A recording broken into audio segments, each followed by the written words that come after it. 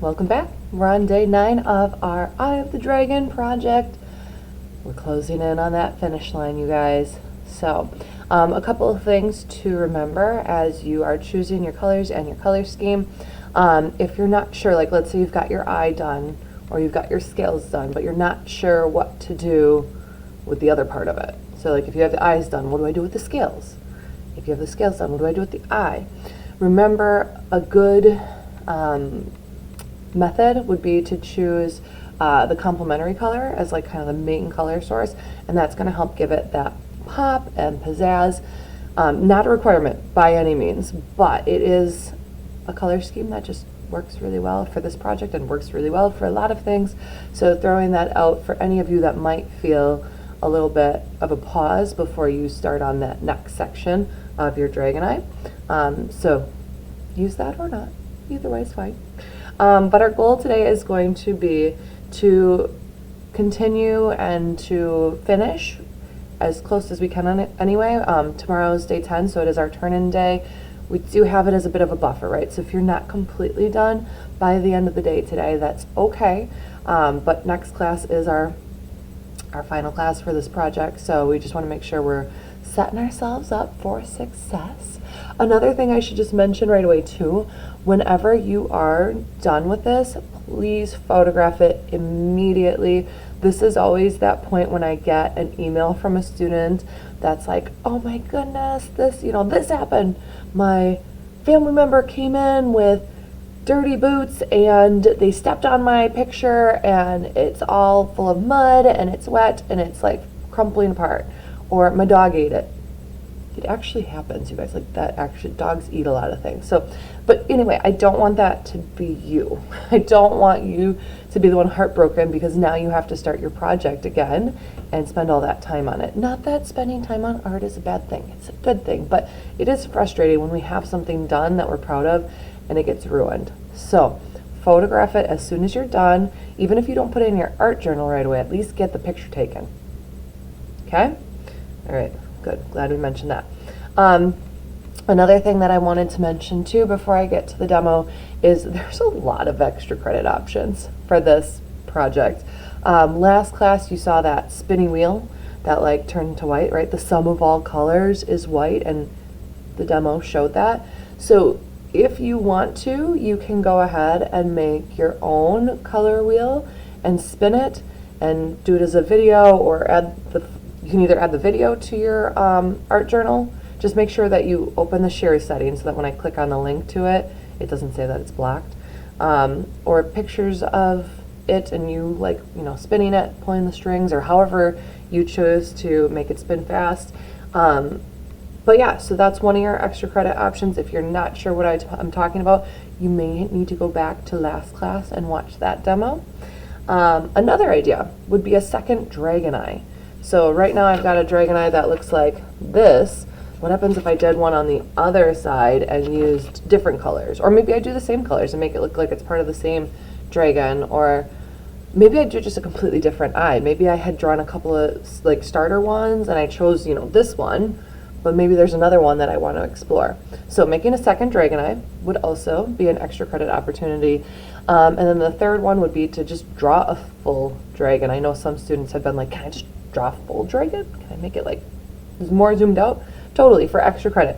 Just as a heads up, you can only get up to a 45 out of 40 on the project, on any project. So even if you did all three, the highest of a grade that I can give is a 45 out of 40. So I just want to let you know that. So, if you're more conservative on your time, I would say just choose your favorite one and do that one only. And then of course another thing too, I had mentioned taking a picture of your project. Once you do, if you can put it in your art journal and just get it in there right away, cool. But another place you might want to put it is the Hall of Frame. So that's linked obviously in our slide here, as well as in our landing page.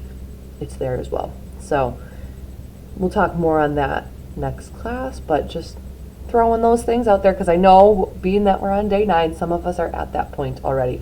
I should also mention, if you've got any cool extra credit, that can always go in the Hall of Frame too. So just as a side note. Okay, should we see where we're at? So our goal between now and next class is going to be to finish coloring this in. So as a reminder, we're using color gradients. That's like the key thing. That's one of the Wisconsin state standards that I'm looking at. Did you do that? As I'm grading it, so making sure we've got color gradients where it kind of goes from one color to the next, and we don't see that distinct line. It kind of just like all blurs in that ombre or sunset kind of look. We're looking for that. Another thing is, don't forget about your tints and your shades. So I might have blue, and I have different colors of blue in my little oil pastel kit here, but can I add more depth to them by bringing in some black and bringing in some shades within those colors? You know, whatever color you're using, doesn't have to be blue. Or can I bring in some tints with some whites and make some lighter blues than my oil pastels even have, once again, or whatever color you're doing this to. But I just want to throw that out as a reminder as well. Feel free to turn your paper as needed. If you need a piece of scrap paper as well, because you've got some oil pastels that are maybe a little bit dirty from working the last couple days on this, you know, get out that scrap paper to kind of clean them off. That'll work well. I'm trying to get out all my colors that I'm going to be using here. Wait, which one is this? Sometimes I have to read them.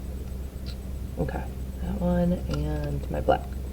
Excellent. Okay, so I'm going to start with my lightest color up here, that light blue, but you can probably see I go even lighter than that because I use some white. So I usually kind of start this building process. We all have our different methods for this, as we know. But for me, I think of it as a building process. I keep layering and blending until it looks the way I want it to look. Let's get some of this guy down in here. And then I'm going to need some black too. But I can always come back in, once I've kind of got the base down, I come back in with the lighter colors. So up here I've got my white, right? I'm going to be using some white to bring in a tint of that lightest blue that we have. Blend that a bit. Coming in with the lighter blue to blend that with that kind of teal blue one that we've got. And then that kind of teal blue one to blend in with that kind of true blue that we have.